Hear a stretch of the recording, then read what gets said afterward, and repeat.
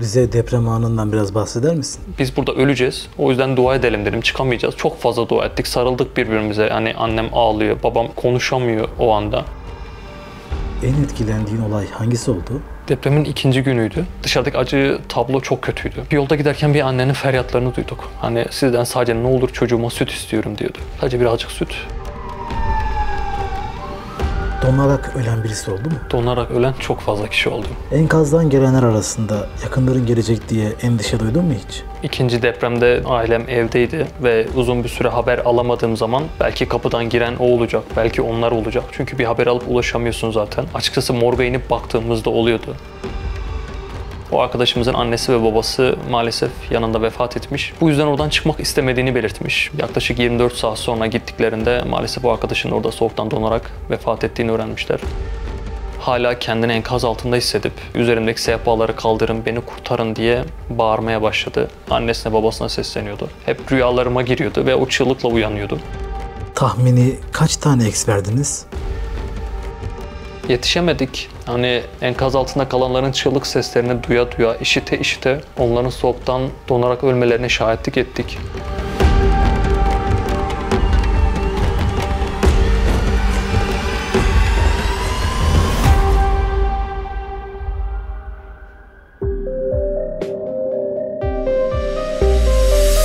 Yer altında kalmaya devam edin.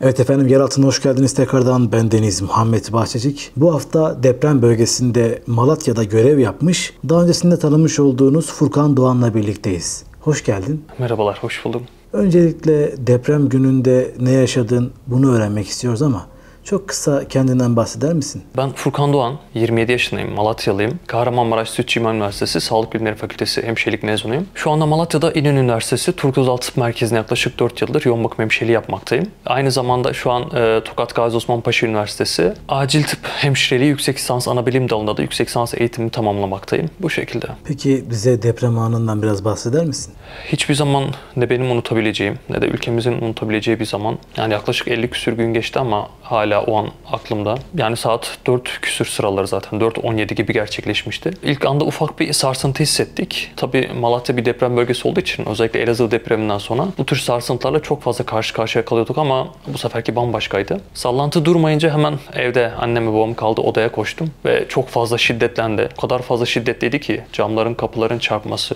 yatakların yerinden oynaması falan çok ürkütücüydü. O an insan ne yapacağını bilmiyor. Gerçekten bilmiyor. Yani bir sağlıkçıyım, bir sağlık profesyoneliyim ama inanın o şokun etkisiyle ve ki oturduğum binada çok eski bir binaydı. Annem ve babamın üzerine kapaklanıp hemen biz burada öleceğiz. O yüzden dua edelim dedim. Çıkamayacağız. Çünkü gerçekten çok sallanıyordu. Ayakta bile zaten duramıyorduk. Daha sonra iyice şiddetlendi deprem. O yatak odasındaki yatak dolabı yerinden çıkıp sallanıyor. Camlar çarpıyor. Dışarıdan çığlık sesleri ve maalesef o yıkılan binaların gürültüsü çok fazlaydı. Annem ve babam orta yaşlı. Daha doğrusu babam biraz da yaşlı olduğu için maalesef depremin bitmesini bekledik. Ve bekleyene kadar zaten o süre hiç geçmiyordu. Yani süreye 60 ya da 80 saniye diyorlar ama hayatımın en uzun anıydı o zaman. Hani çok fazla dua ettik, sarıldık birbirimize. Hani annem ağlıyor, babam konuşamıyor o anda. Çok korkmuştuk çünkü.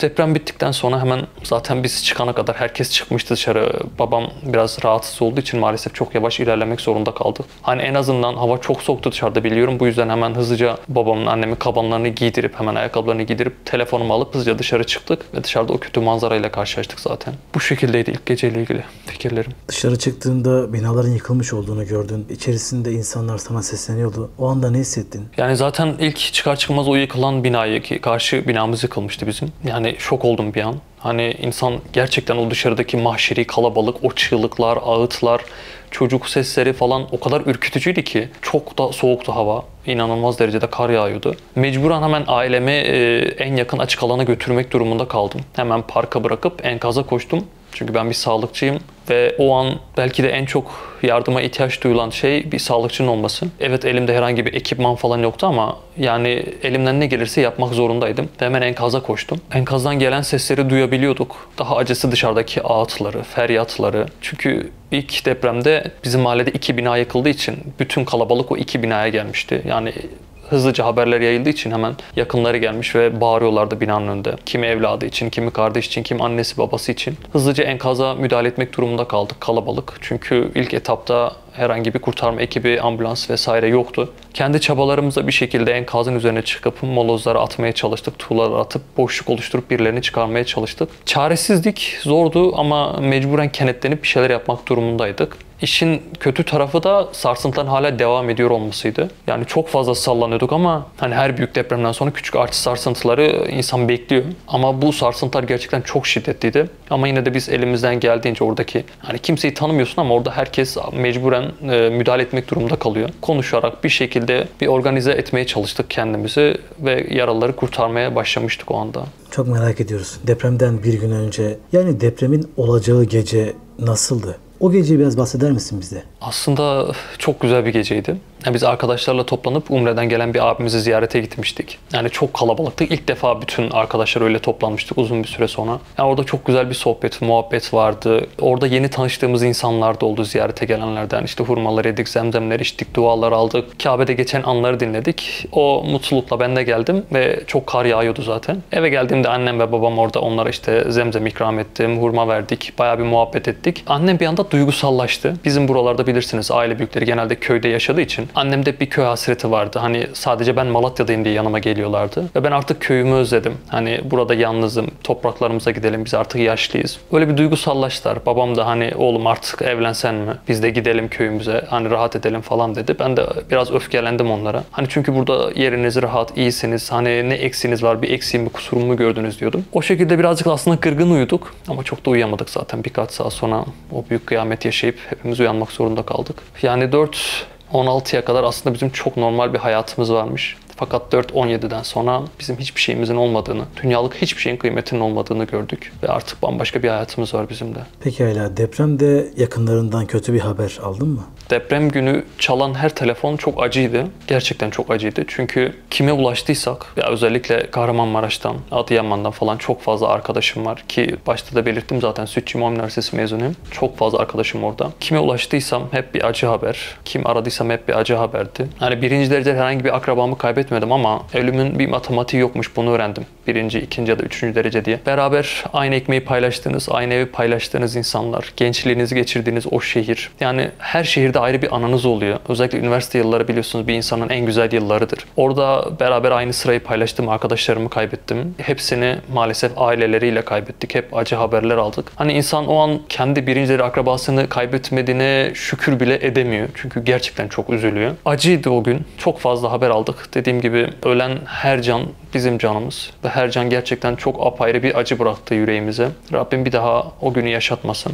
Hiç kimseye yaşatmasın. Tüm arkada kalanlara da sabırlar versin. Peki bu soruyu çok merak ederek soruyorum. Depremin büyüklüğünü ne zaman fark ettiniz? Aslında şöyle, hani ilk etapta sadece depremin Malatya'da olduğunu sanıyordum. Ve hemen dışarı çıktıktan sonra zaten bir süre sonra telefonlarda mesajlar falan gelmeye başladı WhatsApp gruplarından. Hani arkadaşın bir tanesi yazmıştı, biz Elazığ'daki bir arkadaşımız, çevre illerde böyle hissedildiyse merkez üssü yerle bir olmuştur diye. Ben de idrak edemedim, hani zaten Malatya değil mi falan ya da en kötü Elazığ'dır falan diye düşünüyordum. Daha sonra tekrar aramalar olunca işte arkadaşlarımızın Maraş'a gidenler oluyor, işte Adıyaman'a gidenler oluyor. Hani neden diye sorduğumda deprem çok büyük, yaklaşık 10 küsür ilde olduğu söylendi ve bu çok korkuttu. Yani ben bir nişanlık dönemindeydim ve konuştuğum hanımefendi Pazarcık'taydı ve onu öğrenince zaten yıkıldım. Pazarcık yerle bir oldu dediler. Çok yakın arkadaşlarım ve ailesi Elbistan'daydı. Yani depremin büyüklüğünü düşündükçe zaten insan bir kötü oluyor gerçekten ve her yerden ulaşamadığınız insanlar oluyor. Yani kıyamet kopuyor sandık. Hani bu kadar ilde olmuşsa hani yıkıldı dedik ülkemiz. Bu şekilde hani keşke sadece Malatya'da olsaydı,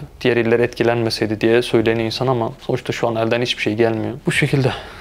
İlk kurtarmaya giderken yaralı insanları gördüğünde ne hissettin? Zaten büyük bir şok içerisindeydim. Ailemi dediğim gibi açık alana bırakır bırakmaz hemen enkaza koştum. Yani işin acı tarafı hiçbir ekipman olmaması, elinden gelen tek şeyin sadece molozları kaldırmak olması. Hem enkazdan gelen o sesler hem dışarıdaki ağıtlar, feryatlar kötüydü. Yani apartmanda O kadar kötü bir şekilde yıkılmıştı ki apartman, böyle yan yatmıştı zaten. Hani neresi yatak odası ya da atıyorum neresi apartman boşu bilemediğimizden hızlıca hemen bir şekilde molozları kaldırmaya çalıştık. Birileri bağırıp lütfen sessiz olun. Sonra enkaza doğru dönüp sesimizi duyan var mı diye bağırdığı zaman duyduğumuz her sese koştuk. Hamdolsun ilk etapta yaklaşık ilk 6 saatte 8 tane canlıya ulaştık. Onları çıkardık. Ki daha sonra zaten ekipler de gelmeye yavaş yavaş başlamıştı. Onların ambulansa naklini sağladık.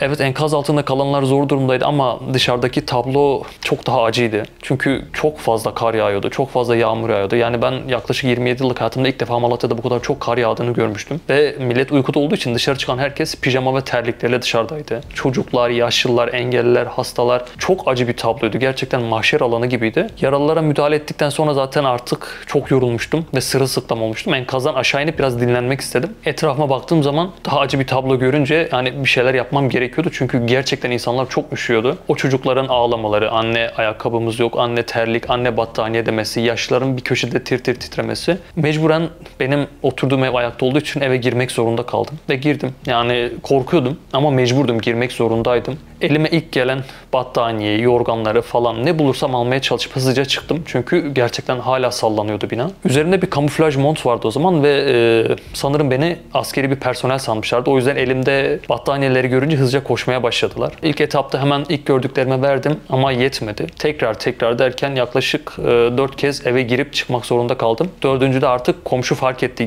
girdiğimi ve kolumdan tutup artık yeter. Çünkü çok fazla sallanıyoruz dedi. Yani sen de enkaz altında kalacaksın dedi. Ya elimden geldiğince bir şeyler yapmaya çalıştım. Yani en azından ilk çıkan yaralıların çıkarırken hani boynun nasıl tutulması gerektiğini tarif edip hani elimizdeki oradaki o çıkan tahtalarla bir şekilde travma tahtası oluşturmaya çalıştık. Yani çok çaresizdik ama mecburen bir şeyler yapmaya çalıştık. Yani elimizden ne geldiyse gerçekten oradaki tüm herkes canlı dişine takarak çalıştı. Kurtarabildiğimiz insanları tabii ki kurtardık. Gerisinde de zaten ekipler yavaş yavaş gelmeye başlamıştı. Az evvel evinin hasar gördüğünden bahsettim biraz. Şu an nerede konaklıyorsun? Benim evim için az hasarlı dediler. Fakat benim mahallem şu an çok kötü durumda. Çok fazla yıkılmış bina var ve çok fazla ağır hasarlı bina var. Mahalleye zaten giremiyorum. Mecburen hastaneye geldik. Hastanede konaklamak durumunda kaldık. Ama tabii ki bizim de bir ihtiyacımız olan en azından bir çadır ve konteynerdi. Fakat ilk etapta temin edilemedi. Şu an yaklaşık 50 küsür gündür hastanedeyiz. Ama maalesef artık hastalarımız gelmeye başlıyor. Şu an bulduğumuz her hasta odasına bir şekilde konaklamaya çalışıyoruz. Fakat şu an bizim de en büyük ihtiyacımız bir konteyner. Çünkü çok yoğun çalışıyoruz ve yani bir hasta odasına yaklaşık 5 veya 6 kişi kaldığımız oluyor.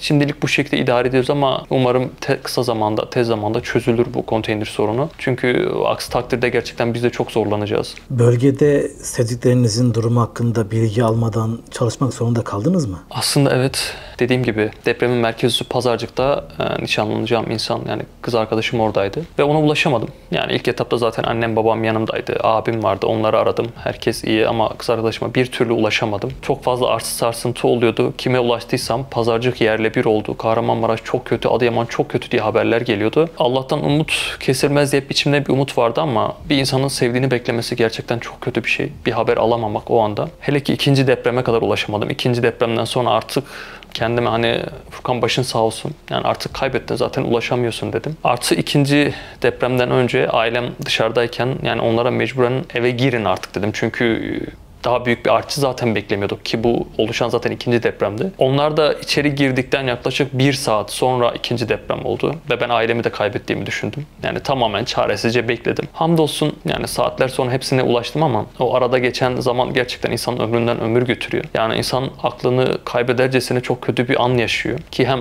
depremzedelerle birlikte hastanede çalışıyorsun, çalışmak zorundasın. Çok fazla acı haber alıyorsun, yakınlarına ulaşamıyorsun, sevdiklerine ulaşamıyorsun. Çok acı bir tabloydu. Rabbim herkese sabır versin. Gerçekten özellikle yakını kaybedenlere. Rabbim kimseyi bununla imtihan etmesin, özellikle sevdikleriyle. Peki deprem süresi boyunca en etkilendiğin olay hangisi oldu? Hastaneye geldim. Yani etkilendiğim çok fazla olay var. Özellikle biz enkazda çalışırken yani yaklaşık saat 11-12 sularına kadar zaten enkazdaydım ben. Hani oradakilere yardım edip evden bir şeyler çıkardıktan sonra tekrar enkaza geçtik. Oradan ambulans görevlilerine yardım ettik. Yaralıları çıkarmaya çalışıyorduk. Hastaneden aradılar artık hastaneye gelmen lazım. Burası savaş alanı gibi oldu yetişemiyoruz diye. Oradan çıkıp hastaneye bir şekilde ulaştım. Yani bir arabayı yoldan çevirip hani ne olur beni atın hastaneye dedim. Onlar da sağ olsun yardımcı oldular. Ben hastaneye gittikten 15 dakika sonra ikinci deprem oldu. Ben orada olmuş olsaydım belki bugün hayatta olmayacaktım. Burada olmayacaktım. Çünkü ilk enkazın yanındaki binalarda o enkazın üzerine çökmüştü. Yani beraber çalıştığımız ekipler, arkadaşlar, sağlık personelleri, askeri personellerden de enkaz altında kalanlar oldu. Bu çok acıydı ama daha da acısı benim için, yani beni en çok yıkanlardan biri de çok yakın bir arkadaşım yeni evlilik planı yapıyordu. Yani düğün arefesindeydi. Evini tuttuk, eşyalarını getirdik. Yani çok mutlu şeyler hayal ediyorduk. Ama eşini kaybettiğini öğrendik. Çok sevdiğim bir arkadaşımdı. Eşini de tanıyordum. O beni çok üzdü. Hani çok yaraladı. Arkada kalan o acı hikaye, ki binlerce çok farklı hikaye var ama hani bizzat şahit olduğum bu olduğu için beni en çok derinden etkileyenlerden biri de bu olmuştu. Deprem bölgesindeki insanların psikolojisi hakkında ne düşünüyorsun? Sence onların şu an durumları nasıl? İlk etapta zaten herkes bir şok içerisindeydi. Yani kimse ne olduğunu anlamadan sağa sola kaçışıp duruyor. Herkes kıyametin koptuğunu sanıyordu. Yani bir şekilde ilk gün atlatıldı. İkinci deprem krizi yaşandı. Daha sonra tekrar toparlanmaya çalışalım derken artçı sarsıntılar, kar, yağmur, herkes feryat figan kötüydü. Ama asıl korkutucu olan bence daha sonrasıydı. Yani bir şekilde şehir zaten boşaltıldı. Herkes bir taraflara gitti. Kimileri acısını yaşadı diyemeyeceğim, kimse yaşayamadı. Özellikle birincileri, yakınlarını kaybeden insanlarda şunu gördüm. Ciddi bir donukluk vardı, bir sessizlik ve bu çok ürkütücüydü. Yani psikolojik açıdan belki ağlayarak kendini teselli edebilirdi ama yok, sadece derin derin düşünceler, herhangi bir konuşma yok, yemek yiyemiyorlar. İlerleyen zamanlarda bu herkesi sarmaya başladı. Çünkü yaşadığınız şehri kaybetmişsiniz, eviniz yok. Yani en iyi senaryo yakınınızı kaybetmeden evinizi ve her şeyinizi kaybetmeniz. En iyi senaryo bu. Yani bir gecede hiçbir şeyiniz kalmıyor. Eviniz, yuvanız, anılarınız, hiçbir şeyiniz kalmıyor. İster istemez insanda çok kötü bir etki bırakıyor bu. Uzun süre zaten atlatılamıyor ki şunu söyleyeceğim, hani 50 küsür gün geçti depremden ama bugün depremi yaşayan 11 ilden kime sorsanız herkes için tarih hala 6 Şubat ve saat hala 4:17. O süresi geçmeyen o depremi yaşıyor. Psikolojik açıdan gerçekten ağır travmaların olduğu bir yerdeyiz. Şehrimiz zaten boşaltıldı şu an. Hani şehir hayalet şehre dönmüş. Hala enkazdan çıkan maalesef cesetler mevcut. Hala her gün daha farklı bir acı senaryo, acı öyküyle karşılaşıyoruz. Toparlanmak gerçekten çok zor. Umarım Rabbim yardımcımız olur. Bir an önce herkes akıl sağlığını yitirmeden normale döner. Aksi takdirde gerçekten çok ciddi travmalarla karşılaşacağımızı düşünüyorum. Çünkü Elazığ depremi sonrasında yaklaşık bir ay sonra bile biz ciddi intihar vakalarıyla karşılaşmıştık. Çok korkuyorum. Umarım şehrimizde de ülkemizde de bu tür durumlar olmaz. Bir an önce herkes toparlanır. Peki çok merak ediyoruz. Enkazdan çıkartılan depremzedelerin tedavi süreci nasıl oluyor? Ya ilk etapta zaten özellikle hastanede bulunan ekip, yani bulunan hocalar, doktorlar, hemşireler, bütün personel hızlıca bir organize olup yani bütün yoğun bakımları, ameliyathaneleri, acili falan hemen hızlıca hazırlamaya çalışıyor. Çünkü ne kadar ağır bir durumla karşılaşacağını herkes biliyor. Özellikle havanın soğuk olmasından kaynaklı zaten hipotermiyle karşılaşacağımızı biliyorduk. İlk etapta bunun için hastalara ısıtılmış serumlar hazırlamak adına ekipmanlar hazırlanıyor. Artı ciddi cerrahi vakalarla karşılaşacağımız için bütün ameliyathaneler hazırlanıyor. Bütün steril ortamlar oluşturuluyor ki zaten çıkan tüm vakaların yaklaşık %60-70'lik, hatta belki daha fazla bir kısmı direkt zaten ameliyata alınıyor. Çünkü cerrahi operasyonlar gerekebiliyor. Enkaz altında kalmış insanlar mevcut. Ciddi ağır yaralar almış, kanamalar geçirmiş hastalar oluyor. Bu durumda zaten elimizden geldiği kadar, yani hastanede bulunan ekip canhıraş çalışıp hastaları tedavi etmek için hızlıca bir süre sarf ediyoruz. Elimizden geldiğinde tabii ki yardımcı olmaya çalışıyoruz ama dediğim gibi çok ciddi bir mahşeri kalabalık oluyor hastanede. Hani gelen ölüler, acildeki ciddi yoğunluk, kalabalık ki personel yetersizliği oluyor. Merkezden zaten hastaneye gelmek için araç bulamayan arkadaşlarımız, şehir dışında olan arkadaşlarımız oldu. Onlara ihtiyaç duyduk. İlk etapta çalışan arkadaşlarımız çok yorulmuştu. Fakat dediğim gibi elimizden geldiğince biz bir şekilde hastalarımıza yardımcı olmaya çalıştık. Çok fazla duyuyoruz hipotermi.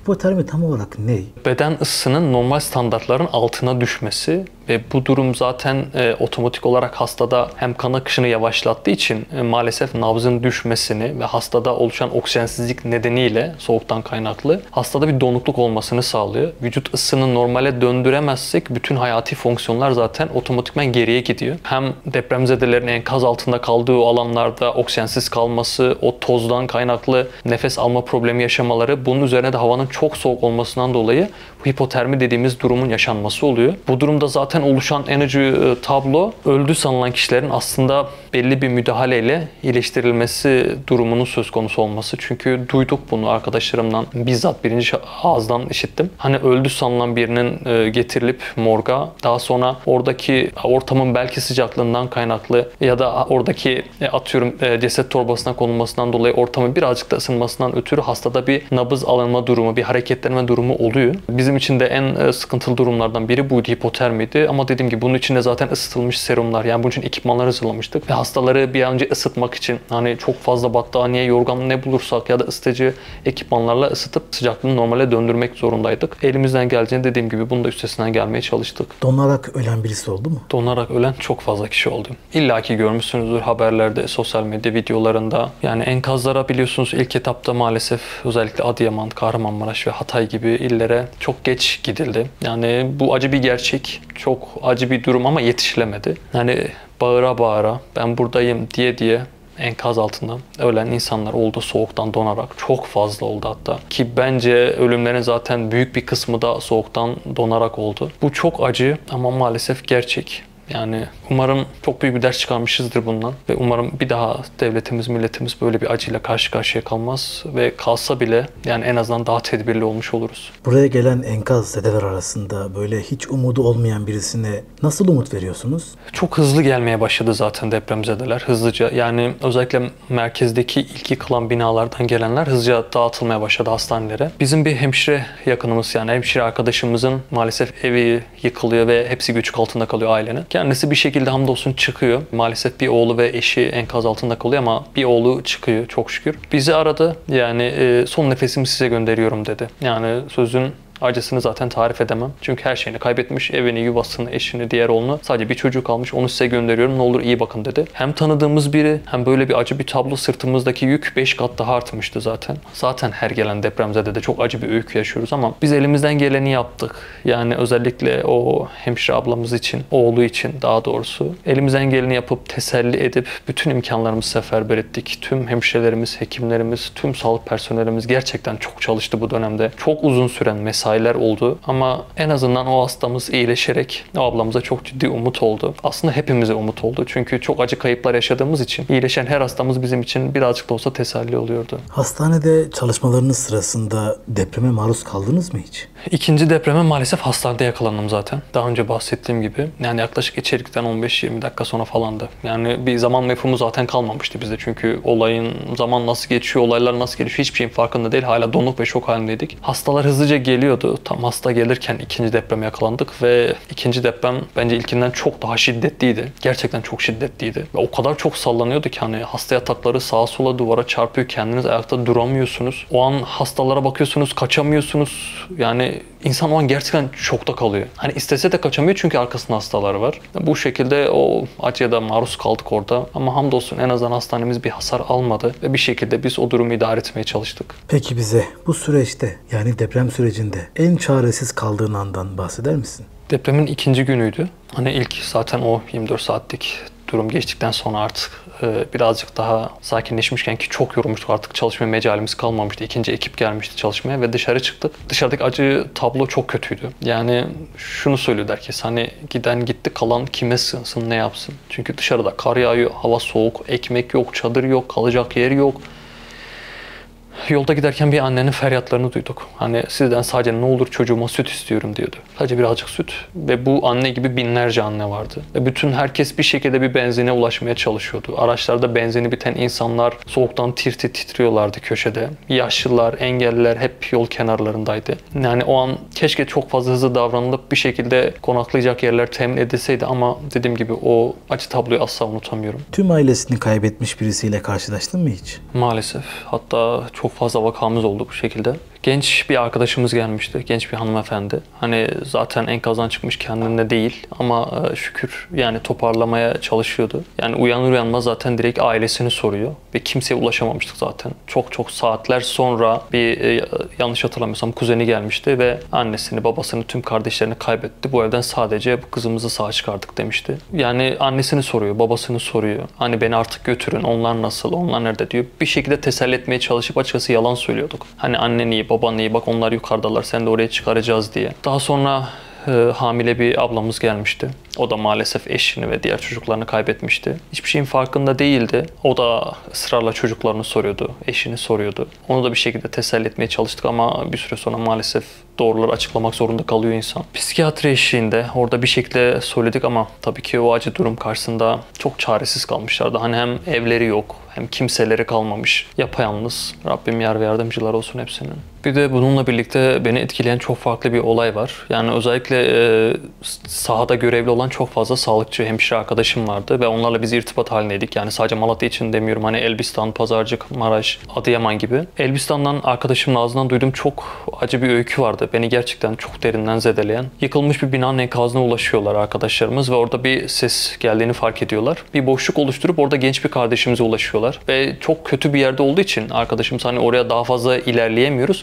Ve o arkadaştan bir şekilde elini bize uzatmasını istediğimizi söyledik dedi. Ama o arkadaşımızın annesi ve babası maalesef yanında vefat etmiş. Bu yüzden oradan çıkmak istemediğini belirtmiş. Yani oradaki görevliler, bizim arkadaşlar çok ısrar etmişler. Fakat o da ısrarla çıkmamış. Ve yaklaşık 24 saat sonra gittiklerinde maalesef o arkadaşın orada soğuktan donarak vefat ettiğini öğrenmişler. Ki bu zaten haberlere de konu olmuş ve yansımıştı. Ve gerçekten bu beni çok çaresiz bırakan, üzen çok acı bir tabloydu. Artı biliyorsunuz yani çok fazla arkadaşımı kaybettim ben. Özellikle her kaybettiğim arkadaşımın çocuklarıyla, eşleriyle, ailesiyle vefat ettiğini öğrendim. Kahramanmaraş için özellikle hani çünkü ben dediğim gibi üniversite yıllarımı orada geçirdiğimden çok fazla arkadaşım orada mevcuttu. İnsan telefon açmak istemiyor gün çünkü her açtığın telefonda aldığın acı haber seni çok fazla çaresiz bırakıyor. Hiçbir şey yapamıyorsun ki çok kıymetli bir hocamı kaybettim ben. Yani benim hocam binlerce hemşire yetiştirdi o üniversitede ve o hemşirelerin hepsi başka bir cana yardım için koşuyordu ama hiçbirimiz ona koşamadık. Hiçbirimiz ona yetişemedik ve maalesef o da yaklaşık 4 gün sonra enkazdan çıkarıldığını öğrendim. Yani insan daha fazla ne kadar çaresiz kalır bilmiyorum ama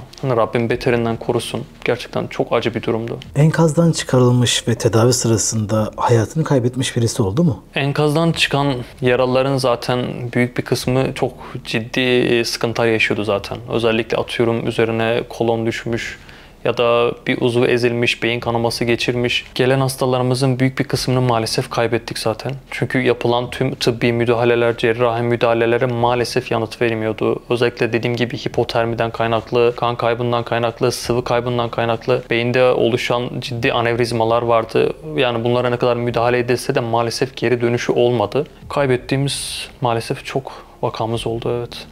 Hatta şu şekilde zaten özellikle uyanık hastalarımız bile mesela depremden çıkmış. Hani entübasyon dediğimiz hani bir solunum cihazına bağlanmamış ama maalesef hem ağır yaraları olan hem de ciddi psikolojik sıkıntılar yaşayan vakalarımız olmuştu. Özellikle bir tanesi hala kendini enkaz altında hissedip hani üzerimdeki sehpaları kaldırın, beni kurtarın diye bağırmaya başladı. Maalesef bir süre sonra akciğerlerinde oluşan ciddi problemlerden kaynaklı makineye bağlamak zorunda kaldık. Yani son söylediği sözler beni kurtarın, beni kurtarın. Çünkü hala kendini depremde sanıyordu. Annesine babasına sesleniyordu. Maalesef entübasyondan sonra da hastamızı kurtaramadık ve kaybettik. Yani hala o hastamızın sesi kulaklarımdadır. Hala o acı tablo gözlerimin önündedir. Maalesef böyle acılarda yaşıyoruz, evet. Uzuvlarını kesmek zorunda kaldığınız birisi oldu mu? Çok fazla. Bu zaten özellikle her depremden sonra yaşanan ya daha doğrusu beklenen bir tablodur. Bu depremde tabii ki bu çok fazla oldu. Çünkü sadece bir uzvunu değil yani 2 kolunu ve 2 bacağını ya da atıyorum vücudunun sağ kolunu sol bacağını kaybeden çok fazla insan oldu. Evet bir şekilde uzuvları kesildikten sonra toparlandılar ama hem deprem psikolojisini atlatmak hem de uzuvlarını kaybettiğini öğrenmek onlara daha da büyük problemler yaşattı. Bunları ona açıklamak gerçekten çok zordu. Ne kadar psikiyatri eşliğinde bunları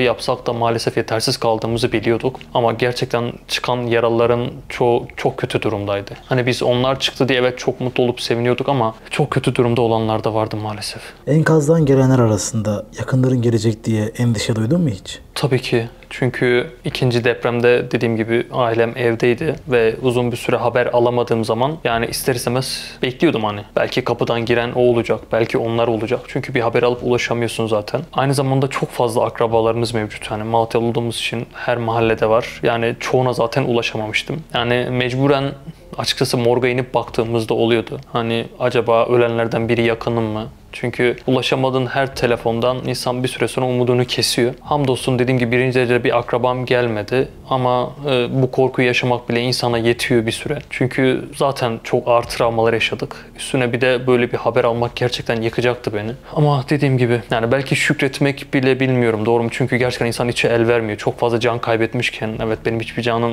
kayıp olmadı demek ama yine de tabii ki hamdolsun diyor insan. Hiç morgda dirilen birisine denk geldiniz mi? Kendi çalıştığım kurumda denk gelmedim ama dediğim gibi sahada olan çok fazla arkadaşım mevcuttu ve onlardan bizzat duyduklarımı belirteyim. Dediğim gibi hipotermi denilen maalesef durumdan kaynaklı hastalarda hem morarma hem ciddi bir donukluk meydana geliyor. Bu durumdan mütevellit zaten morga getirilen, ki zaten özellikle Adıyaman, Maraş, Hatay gibi yerlerde morg bile çok fazla dolduğu için cenazeler yan yana direkt hızlıca diziliyordu. Maalesef enkazla morg arasında çalışan bir ekip mevcutmuş. Orada direkt çünkü kontrol ediliyor hızlıca. Hani yeterli bir personel ya da yeterli ekip olmadığı için belki de sadece birilerinin bakıp nabzına bakıp bu öldü dediği insanlar gelmiş morga. Ve orada tesadüfen bir hastanın hareketlendiğini görmüşler. Çok şükür hastayı tekrar oradaki gerekli müdahaleler yapılmış, kalp masajı vesaire gibi durumlar. Tekrar hemen hastaneye nakli yapılmış vakanın ve sonradan iyileştiğini duymuştum. Bu vakte kadar hiç bundan daha yoğun bir mesai yaşadın mı? Yani geçmiş dönemde biliyorsunuz ülkemiz, daha doğrusu dünya büyük bir pandemi yaşadı. Benim için en zor süreç meslek hayatımda ilk etapta pandemiydi. Ama tabii ki beterin beteri varmış bir durum mevcut ya. Hani orada bile en azından bir evimiz yuvamız falan vardı. Evet çok yoğun çalışıyorduk, çok korkuyorduk, yeni bir hastalıktı falan. Yani ilk geçirdiğim deprem zamanındaki 24 saat,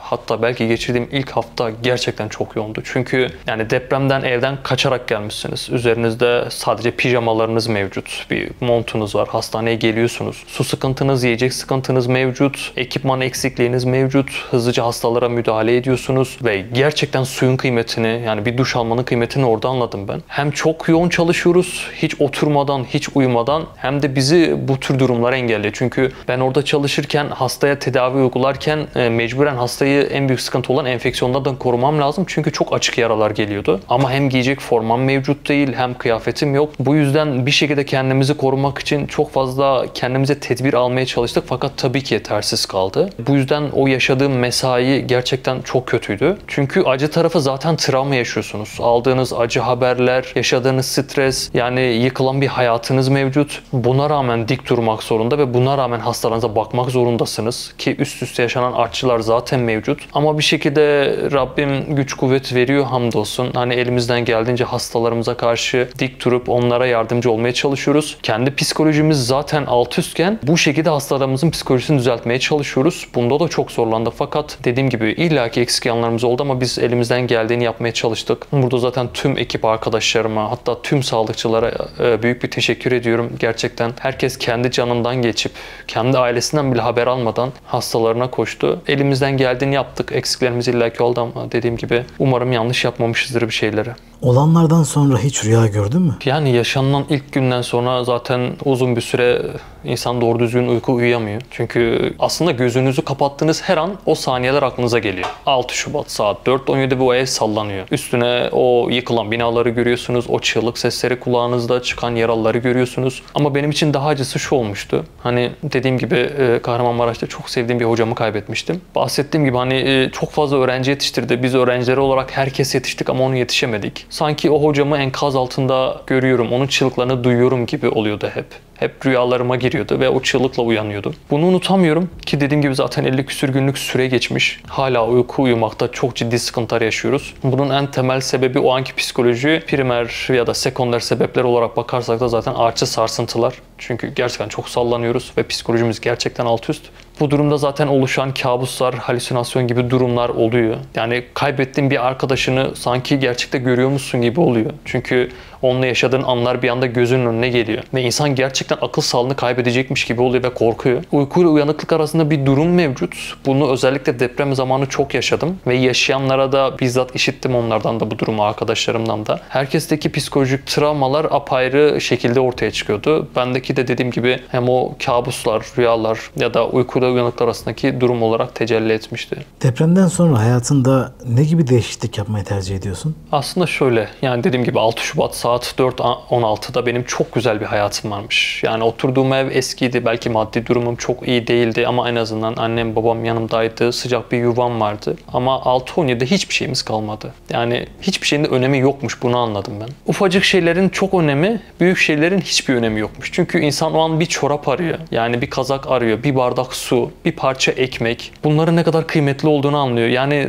duş almak ne kadar kıymetli bir şeymiş onu anlıyor. Ama geri kalan dünyevi her şeyin bir hiç olduğunu ve her şeyin sahibinin Allah olduğunu bir kez daha anlıyor. Yani şu saatten sonra hayatımda asla, yani atıyorum marka bir kazak, marka bir ayakkabı ya da bir üst model telefon gibi durumlar söz konusu dahi olamaz. Yani hep bir ev hayalim vardı. Ev alayım, araba alayım falan ama artık inan onlardan da geçtim. Çünkü şehrimizde gerçekten çok milyonluk daireler falan yıkıldı. Enkaz altında kaldı. Yani siteler yıkıldı. Bir sürü arkadaşımızı kaybettik. Hani artık plan yapamıyor insan. Hayal kuramıyor. Çünkü gerçekten çok korkuyor. Çünkü bir dakikayla biz kaybettik her şeyimizi. Yani şu saatten sonra muhtemelen uzun bir süre sadece günümü nasıl idame ettirebilirim? Ya da atıyorum bir parça ekmekle karnımı doyurabiliyorsam bu bana yetiyordur deyip buna şükrederek geçecek muhtemelen. Umarım tez zamanda psikolojimiz toparlar. Çünkü hem kendimizi hem şehrimizi bir an önce ayağa kaldırmak zorundayız. Ülkecek buna bizim ihtiyacımız mevcut. Malatya'dan bahsediyorum. Yaşadığın şehir şu anda ne durumda? Malatya şu an tamamen bir hayalet şehir. Yani çok güzel bir şehrimiz vardı bizim. Gerçekten her caddesi, her mahallesi cıvıl cıvıl. Yani her insan memleketini sever. Ben memleketine aşık bir insandım. Yani başka bir şehirde çalışmayı bile istemedim. Direkt memleketimde gelip işe başladım. Fakat yaşanan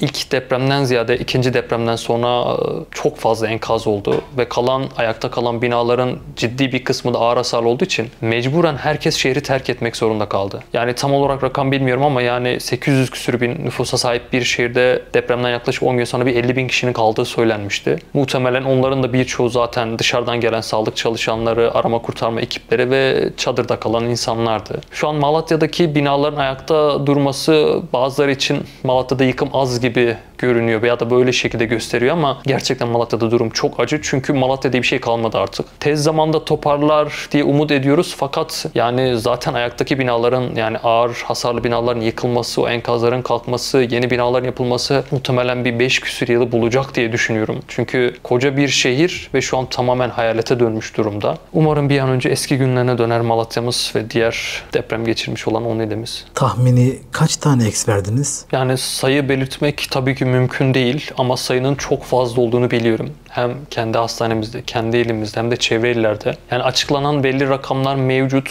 ama tabii ki hala enkaz altında olan insanlar var. Hala kimliği tespit edilemeyen insanlar var. Hala kayıp olan binlerce insan mevcut. Ve rakamın çok yüksek olduğunu düşünüyorum kendim. Ama dediğim gibi kendi çalıştığım kurumda da tabii ki sayı belirtemem ama çok fazla hastamızı kaybettik. Enkazdan gelen ya da direkt enkazdan morga giden ya da direkt enkazdan mezarlığa giden vakaların olduğunu duyduk, gördük. Özellikle dediğim gibi görevlendirmeye gelen sağlıkçı arkadaşlarım Hatay, Adıyaman ve Maraş gibi illerde attıkları videolarda gerçekten çok acı tablolar vardı. Koridorlar boyunca tamamen battaniye sarılı, yorgana sarılı, ceset torbalarına konmuş binlerce ceset mevcuttu. Umarım sayı rakamlarda söylendiği gibi küçüktür. Yani küçük demek tabii ki çok doğru değil ama gerçekten tahmin edilen rakam çok büyük. Yani umarım daha fazla olmaz, daha fazla artmaz ve umarım artık enkazlardan ceset çıkmaz. Bu şekilde umut ediyoruz. Depremlerden nasıl bir ders çıkartmalıyız? Ya ülke olarak zaten bir deprem bölgesindeyiz ki çok büyük bir Gölcük depremi, Marmara depremi yaşadık. Hani o günden bugüne geçen 20 küsür yıldan çok bir ders çıkarmış mıyız diye sorarsanız hiçbir ders çıkarmamışız. Çünkü evet yıkım çok büyük oldu, 11 ili etkiledi fakat koskoca 70 ilimiz mevcuttu. Yetişemedik. Hani enkaz altında kalanların çığlık seslerini duya duya, işite işite onların soğuktan donarak ölmelerine şahitlik ettik. Sonrasında hala yani yaklaşık 50 küsür gün geçmesine rağmen hala barınma sıkıntısı yaşayan insanlar var. Yani hala bir konteyner kent kuruluyor. Evet görüyoruz ama yeterli değil. Hala yağmurun altında kalan, zorluk yaşayan, çadırda kalan insanlar mevcut. Hala ulaşılamayan insanlar var. Hala kayıp insanlar mevcut. Umarım ülkecek bir an önce özellikle yapılan yapılarda gerçekten deprem yönetmenine uygun yapılar inşa edilir. Umarım gerçekten şehirleşme dediğimiz durum tamamen usulüne uygun şekilde yapılır ve bundan sonraki süreçte AFAD vesaire gibi kurumlarda gerçekten yeterli personel, yeterli ekipman olur ve özellikle organizasyon konusunda daha hızlı ve daha bilinçli bir şekilde davranmış oluruz ki bir daha böyle bir acı yaşamayalım. Rabbim bir daha zaten böyle bir imtihana tabi tutmasın ülkemizi. Bu acı günleri inşallah bir daha yaşamaz ve tez zamanda unuturuz. Eklemek istediğin bir şeyler var mı? Şunu belirteceğim. Deprem zamanı evet ateş düştüğü yeri yakarmış. Onu gerçekten iliklerimize kadar hissettik. Ama tabii ki biliyoruz bütün ülkenin canı yandı. Bütün dünyanın canı yandı. Ve bu durumda gerçekten burada hiç kimsesi olmadığı halde yardıma gelen insanlar oldu. Ben başta kendi meslektaşlarıma, hemşirelere çok teşekkür ediyorum. Diğer bütün sağlık çalışanlarına, bütün AFAD ekiplerine, bütün STK'lara, bütün özellikle askeri personele çok teşekkür ediyorum. Herkes canhıraş çok çalıştı. Çok fazla çaba sarf etti. Yardım gönderen herkese teşekkür ediyorum. Bütün ölenlerimize de zaten umarım hepsi şehittir. Bütün aile yakınlarına başsağlığı, ölenlere rahmet etsin Rabbim ve kalanlara sabır versin. Daha bilinçli olalım. Gerçekten yeniden başlamamız gerekiyor. Bu şehirleri ayağa kaldırmamız lazım. Çünkü burası bizim memleketimiz. Evet çoğumuz gitti ama mutlaka geri dönelim. Hep birlikte el ele verip yine hem Malatya'yı hem de diğer illerimizi ayağa kaldıralım. Bu şekilde. Ağzına yüreğine sağlık. Umarım konuşulanlardan bir ders çıkartır insanlar. Umarım öyle olur. Hepinize çok teşekkür ediyorum burada da bana söz hakkı verdiğiniz için. Hem kamera arkasına hem size hem Yeraltı YouTube kanalına. Hepinize gerçekten çok teşekkür ederim. Çünkü biliyorum siz de depremin ilk gününden beri sahadasınız. Görüyoruz bunları. Hem kendi vatandaşlara söz hakkı vermeniz, onların acılarına şahitlik etmeniz, onlara yardımcı olmanız ki arka planda yaptıklarınızı da biliyorum. Gerçekten çok fazla yardımınız dokundu herkese. Size de çok teşekkür ediyorum burada. Biz teşekkür ederiz. Bir sonraki programda, bir sonraki bölümde tekrardan buluşmak, görüşmek ümidiyle. Sizleri alemlerin en güzeline Yüce Allah'a emanet ediyorum. Hoşça kalın efendim.